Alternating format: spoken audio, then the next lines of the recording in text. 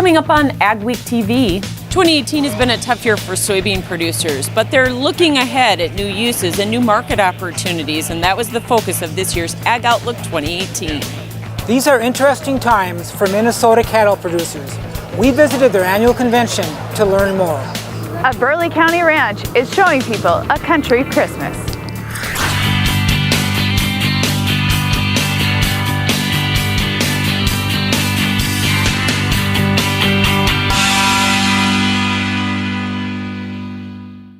Welcome to AgweekTV. I'm Michelle Rook. There was some good news for farmers in Washington this week as the Farm Bill finally advanced. On Monday night, the Conference Committee released its final report, and on Tuesday, the Senate passed the final bill by a strong margin of 87-13. The House followed up on Wednesday and passed the bill by a vote of 369-47. It now goes to the President for his signature. At the same time, the White House announced it's delaying the second round of market facilitation program payments. OMB is holding up approval of the trade aid due to concern over its cost and on resumption of soybean buying by China. In fact, there were sales through Thursday of 1.63 million metric tons, with more expected. However, the agency is still in the final stages of figuring the second round of payments and anticipates the rates will be published before the end of the year. EPA released a newly proposed Waters of the United States, or WOTUS, rule this week. The new language would erase many of the concerns farmers and ranchers had about the 2015 rule. Under the proposal, there would be just 6 categories of jurisdictional waters, which includes navigable waters. However, it also lists waters that would not be regulated, such as land features where water is present only on a temporary basis. USDA's December supply and demand report made only minor revisions to U.S. and world ending stocks. Corn yields and production were unchanged, but due to lower ethanol grind, ending stocks were raised 45 million bushels. U.S. soybean yields and production were the same as last month, as well as ending stocks at 955 million bushel, which is still a record. And USDA lowered wheat exports, which increased U.S. ending stocks by 25 million bushel. World stocks were raised in corn, beans, and wheat. Unprecedented cold nights, rainy days, and then snow in October slowed the sugar beet harvest in the Red River Valley and could have ruined much of the crop. But at American Crystal Sugar's annual meeting, CEO Tom Astrup called it a pretty good crop. While it wasn't as good as 2 previous years, yields were 29 tons per acre with sugar content of just over 18%. That's comparable to historical averages. Growers had to leave 2,200 acres in the ground out of 390,000 planted, but Astrup says it could have been much worse. It's painful for those who had to leave them behind, but I tell you, there was a point in time around the middle of October when the weather was more like January and December than it was October, and I thought we were at risk of leaving many, many more acres than that. Astrup says the colder weather this winter will allow the beets to freeze enough to allow processing into May. 2 years of disease, equipment, and weather challenges have put Mindac Sugar Cooperative of Wahpeton, North Dakota looking to the future. CEO Kurt Wickstrom says the co-op wanted to get back to the gold standard of the sugar beet industry. He says a variety of problems all season led to lower prices for growers. But for 2019, the co-op is planning to increase planting and sugar content and make some investments in the facility. So they're optimistic about the future. We've seen market price for sugar in the U.S. stabilize.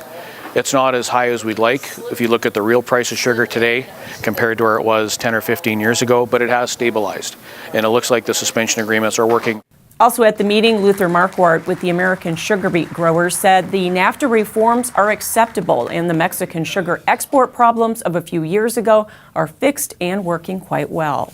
The Mexicans are not going to come in and undermine our market and drive our prices to low levels. That's great news. And then when we renegotiated NAFTA with Canada, they got a little bit more sugar and a few more sugar-containing products, but that issue is now resolved and we can put that behind us.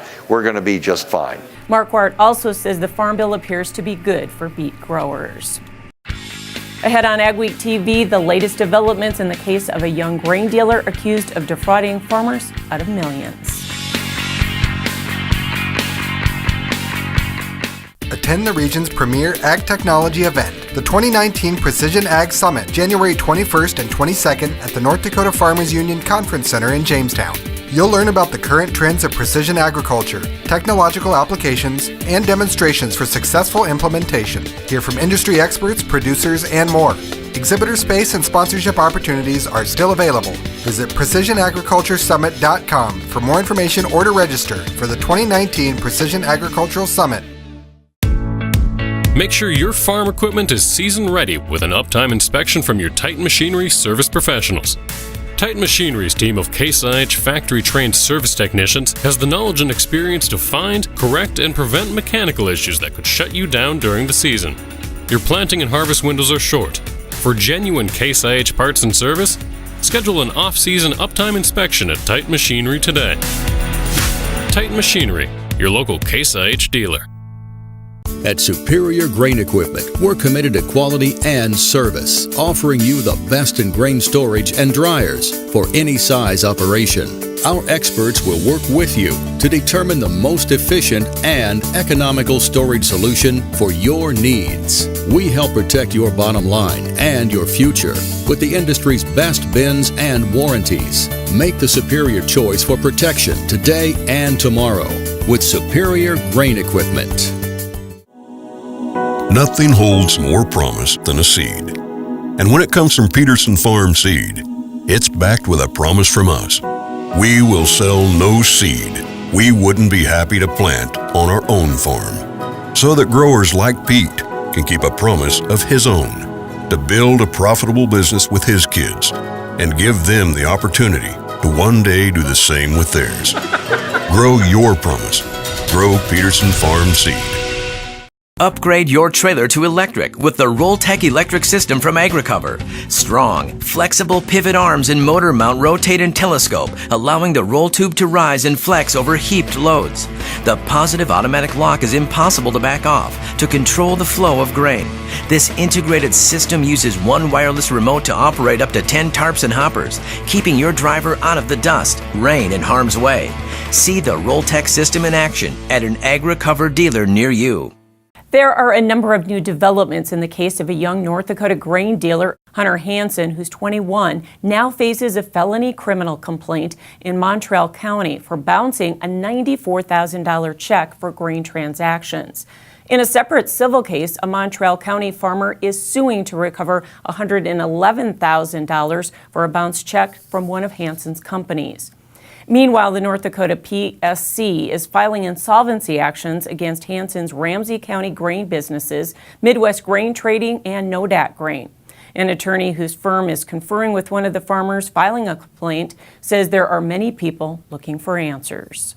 The question would be, what happened to $5 million worth of grain? The business has only been open for about 18 months. The North Dakota PSC says Hansen did not respond to a December 5th deadline to request a hearing on the cease and desist order imposed on him last month. After a challenging year, South Dakota farmers are hitting the reset button and looking ahead to better days in 2019. That was the focus of this year's Ag Outlook. The annual meeting of the South Dakota Soybean Association brought in nearly 800 farmers to learn about new opportunities, markets, and ways to increase their production in the future. Farmers learned about an exciting new market for their soybeans as Mark Lukey with Prairie Aquatech updated them on their soy-based aquaculture feed. Soybean meal is used in aquaculture at a very low inclusion rate.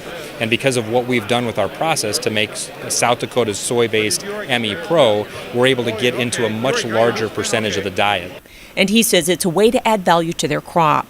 We're buying soybean meal for $400 a ton, and we're selling a soy-based product for $1,500 a ton. And that's important economically for the farmers. Vendors and speakers also shared technology and management tips to push soybean yields, including pest control, varieties, and row spacing. Most of our highest yields do come when we go in narrower rows and we increase the population. He says farmers also need to push fertility, including sulfur and phosphorus. A common practice, I think, is to fertilize the corn and let the soybean use what's left over. But they do not realize how little is left over. And economist Matt Roberts told attendees the low grain price cycle was near the end until the tariff war started.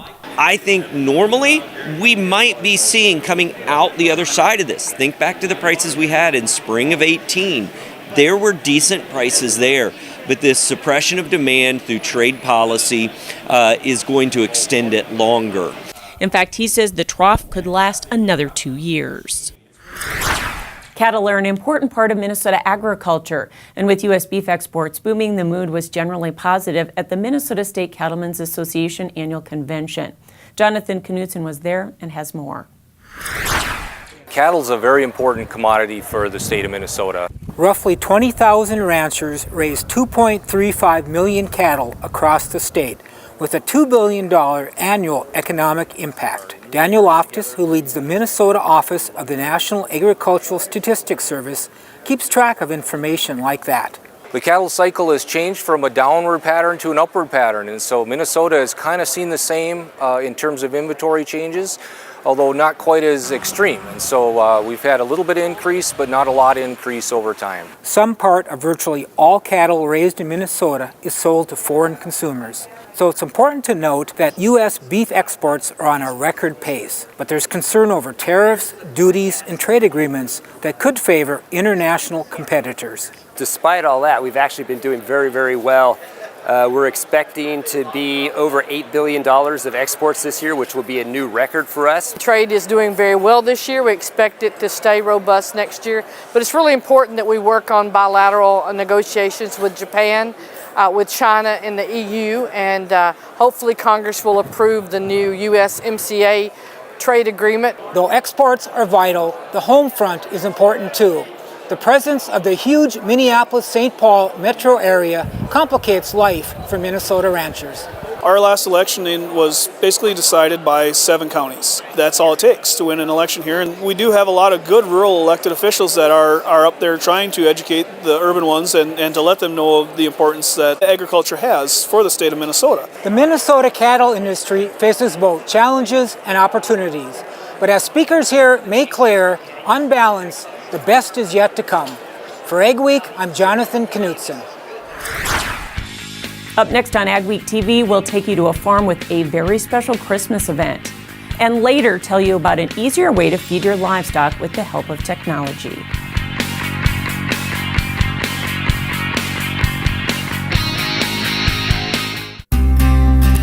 For corn and soybean farmers, it's been a challenging year.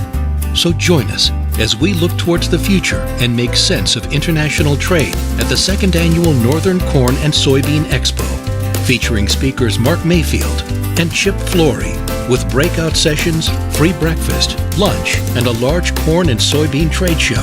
You don't want to miss the 2nd Annual Corn and Soybean Expo, Tuesday, February 12th at the Fargo Dome.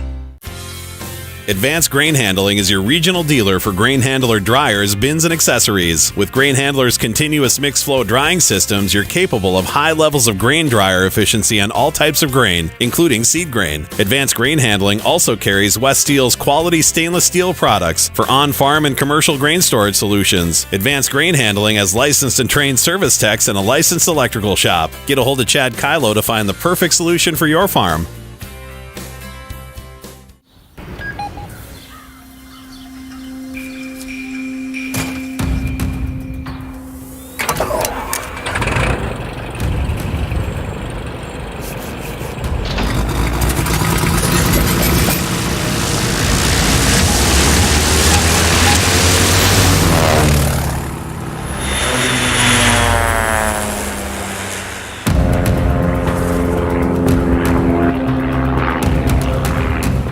When harvest comes around, time is precious and you don't have a moment to waste.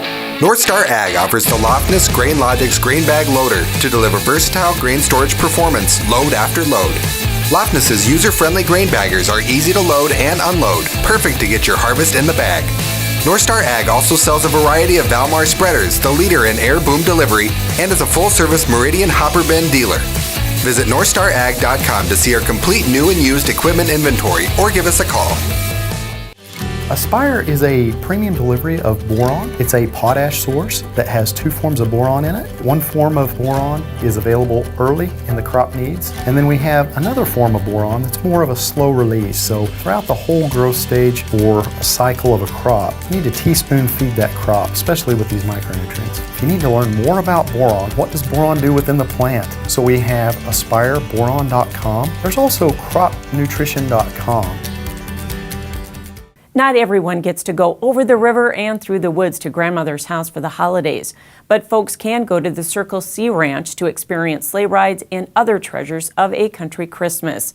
As Jenny Schlecht found, the Circle C Ranch is promoting agritourism with a higher purpose. Circle C Ranch stands for Christ at the center of all things. Circle C Ranch doesn't want people to look for the perfect Christmas. They want them to have a real Christmas.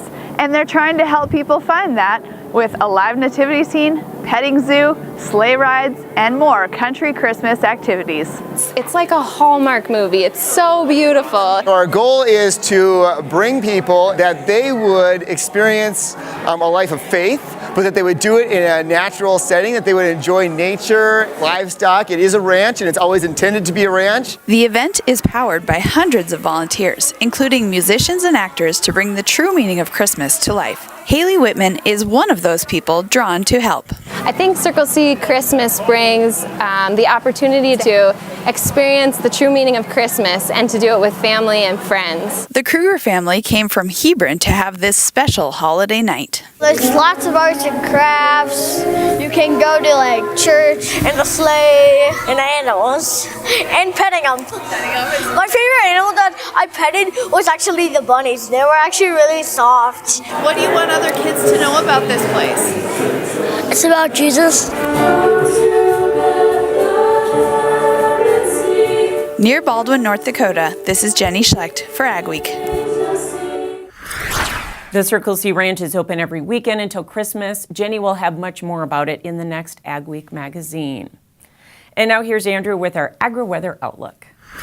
As we take a look at our overall pattern over the past week, we've had ups and downs in the jet stream, but overall at least a weak to moderate ridge across a good portion of the western U.S., which has spilled into portions of the northern plains, keeping that the frigid air well up to the north. And as we head into next week, well, it's going to be a very similar pattern coming up, and we're going to have more of that milder air sticking around the plain states as we go throughout the first week of December. And speaking of the December months here, as we go throughout the week right before Christmas, let's take a look at the chance of a white Christmas. Overall, the historical speaking, there's about an 80 to 90% chance across much of North Dakota and about a 90% chance across the northern 2/3 of Minnesota to have at least a 1 inch of snow on the ground, and that snow chance starts to dwindle as you get into central South Dakota and dipping down towards areas further to the south. Unfortunately, though, as we head into the week right before Christmas, there's a lot of brown spots showing up on the precipitation this week. A lot of dry weather is aiming up for a good portion of the country. And in fact, for us right here in North Dakota, South Dakota, and Minnesota, very small chances for precipitation, wintry precipitation from December 16th through the 22nd. And again, it will remain dry across a good portion of the country here. Much of the lower 48 experiencing very quiet weather. The only portion of the country that will be somewhat active, though, is going to be across the Pacific Northwest, where there will likely be several coastal storms. As we take a look at that temperature featurecast, though, again, as we go throughout the week, we're going to have mild weather dipping in across much of the area, frigid to cold air across the northwest, and then eventually we'll start to see some of this colder air beginning to work its way down to the central portions and northern portions of the plains. Overall, I am tracking above average temperatures this week for the northern plains. Small chances for snow December 16th through the 22nd. But I do expect by the time we get into the holiday season around Christmas time, we'll start to experience some colder air and more active around the holidays.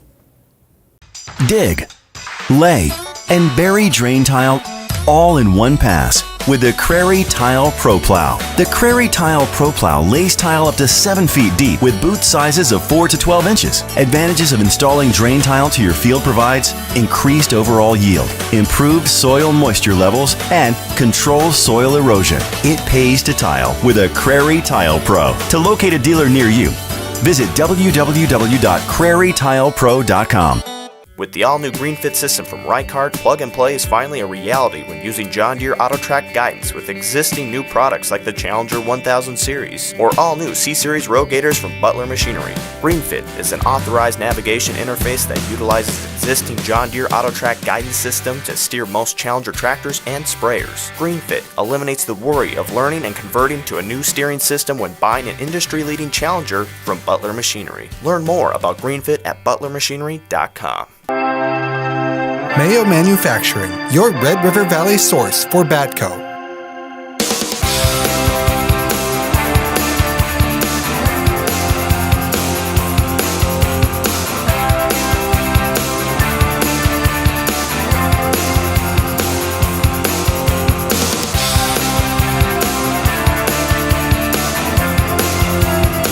Mayo Manufacturing, your Red River Valley Batco dealer.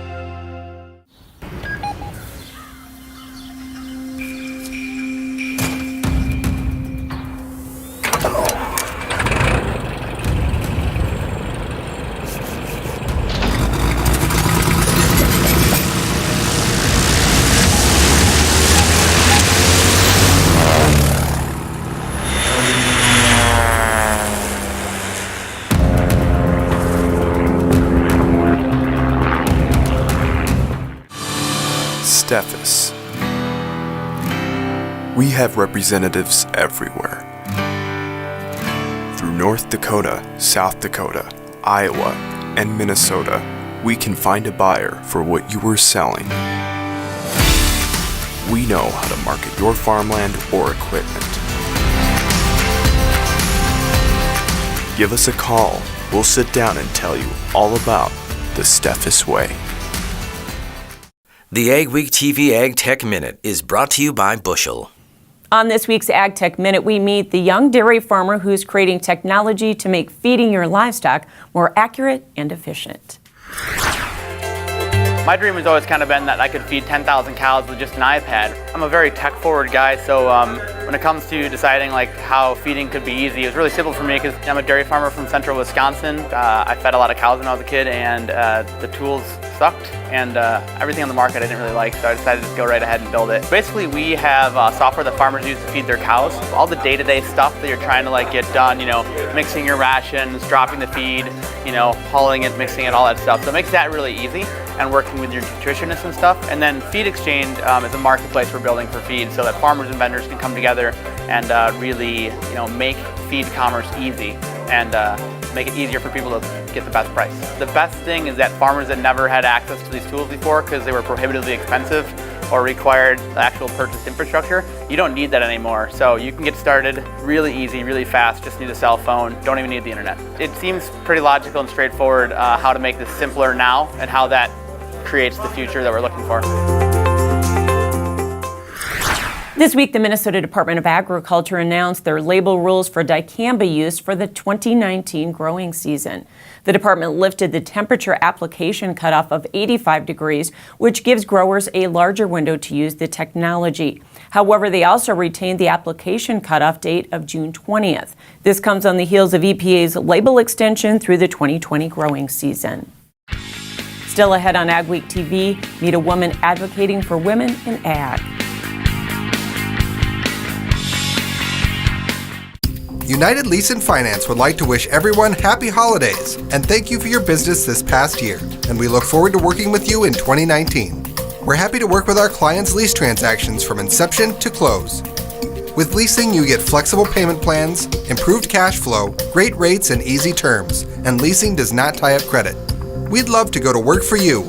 Happy holidays from Roger, Troy, and Dale. And we wish you and your family the best and look forward to working with you next year. Martinson Ag Risk Management offers a variety of crop marketing and crop insurance packages to our customers. With over 40 years of experience, our dedicated staff works hard to ensure you get the best advice on crop insurance, marketing, and risk management. Contact Randy or any of the staff at Martinson Ag Risk Management today at 701-205-4200 or visit us online at martinsonag.com. DTE is your headquarters for flatbeds and service bodies for your truck. Whether you need to haul bales, heavy commercial equipment, or take every tool with you, DTE has the truck equipment you need. We have over 200 units on hand, or will custom build a flatbed or service body on your truck. Like this Dewey's bale bed with dual lift cylinder arms. Lift, load, and handle your bales with ease. When you need help at the farm, your business, or in the oil patch, count on DTE. DTE, let us build a truck for you. Stein Seed Company is home to one of the most prolific, highest-yielding corn and soybean breeding programs in the world. When it comes to research, yield is what matters most. With the largest private soybean breeding program in the U.S. and the industry's most aggressive corn research, Stein is in a class of its own when it comes to developing new, higher-performing seed. Choose genetics. Choose results. Give Shane Kylo a call at 701-866-9864 to learn what Stein Seed can do for your operation. This is Dennis Belisky reminding you we do auctions and we do them well. You've built your operation with hard work, and when it's time to sell, all or part, you deserve the best. Details from repairs and preparation to promotion and settlements are not routine. Chances are you'll only do this once, so we'll tailor an auction just for you and get it done right. On-site at your farm or added to one of our highly successful Alaris Center auctions, we have the skill, reputation, and integrity to meet your needs with best-in-class commitment and quality service. Find us at resourceauction.com or call 701-757-4015. Women have had an important, too often overlooked role in agriculture over the years. With more on that, here's Katie Pinky with a special guest. Joining me now is Audra Mulkern. She's the founder of the Female Farmer Project and the executive producer of an upcoming documentary. Thanks for joining us. Thank you for having me. So tell me a little bit about the Female Farmer Project. One day at the farmer's market, I noticed that behind every single table was a woman. And it was one of those moments where I thought, why am I noticing this? What I realized is that women were missing from the agricultural narrative. The Female Farmer Project has been sort of this journey, and I've been bringing sort of this non-agricultural audience along with me and learning about women in agriculture. I would say that it's more than a passion. I would say that there's purpose behind it, and that purpose is really to amplify the voices of women in agriculture. How many farms have you visited? It's been hundreds. I've been to farms all over the world, from Iceland to here in North Dakota. What is the response you've gotten from women in agriculture? You're here to document them, and their stories have never been told.